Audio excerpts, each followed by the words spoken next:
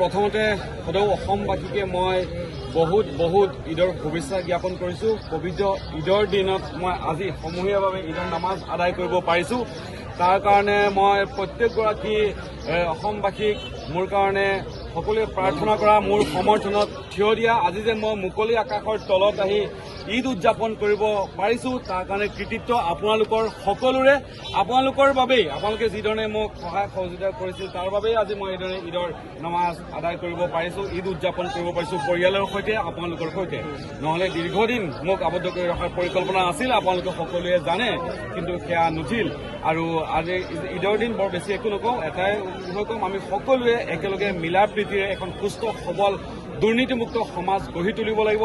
সুচাৰুৰূপে সমাজ ব্যৱস্থা পৰিচালনা কৰিব পৰা এটা ব্যৱস্থা আমি গঢ়ি তুলিব লাগিব আৰু আমি সকলোৱে একেলগে আগবাঢ়ি যাব লাগিব। আৰু সকলোৰ মাজত একতা, মিলা প্ৰীতি, একতাৰ বান্ধোনেৰে বান্ধ খাই আমি হিন্দু, মুছলিম, খ্ৰীষ্টান, জৈন, শিখ সকলো জাতি, ধৰ্ম, বৰ্ণ নিৰ্বিশেষে আমি এখন সুস্থ সমাজ গঢ়ি তুলিব লাগিব।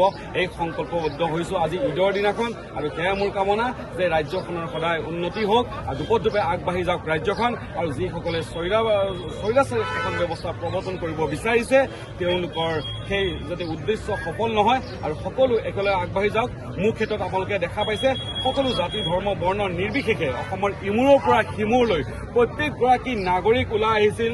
এইকাৰণে ওলাই আহিছিল যে মই সততাত আছিলোঁ, নিষ্ঠাত আছিলোঁ আৰু তেনেধৰণে কাম কৰি গৈ আছোঁ। আৰু অনাগত দিনসমূহতো বিপদ আহিব পাৰে, বহু ধৰণৰ বিপদ আহিব পাৰে, তাৰ মাজতো মই আপোনালোকক প্ৰতিশ্ৰুতি দিওঁ যে মোৰ যি নিষ্ঠা সহকাৰে মই কাম কৰি যাম। মই এগৰাকী পেছাত সাংবাদিক আৰু সাংবাদিকৰ যি ধৰ্ম সেয়া মই কৰি যাম আৰু আপোনালোকতো মোৰ সৈতে আছেই।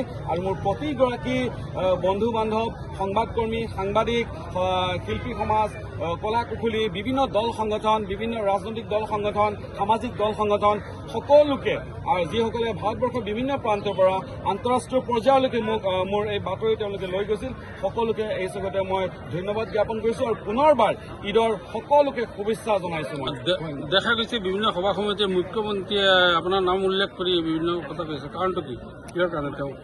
সেয়া আপোনালোকে জানে যে মুখ্যমন্ত্ৰীয়ে চাগে মোক বৰ বেছি ভাল পায় নেকি, মোৰ এটা ডাঙৰ প্ৰশ্ন যে মুখ্যমন্ত্ৰীয়ে কেৱল মোৰ নামে লৈ আছে, ৰাজনৈতিক ব্যক্তিসকলৰ সৈতে মোৰ নাম লৈ আছে। মই কোনো ৰাজনৈতিক ব্যক্তি নহয়, মই পেছাত এগৰাকী সাংবাদিক আৰু সাংবাদিকৰ যি ধৰ্ম যে ভয় নকৰাকৈ যি সত্য, সেই সত্য উদঘাটন কৰা আৰু সেই কাম কৰি আছিলোঁ। আৰু মুখ্যমন্ত্ৰীৰ এই গোটেই বিষয়টো তেওঁ কিয় বা ইমান পাৰ্চনেলি লৈছে মই নাজানো।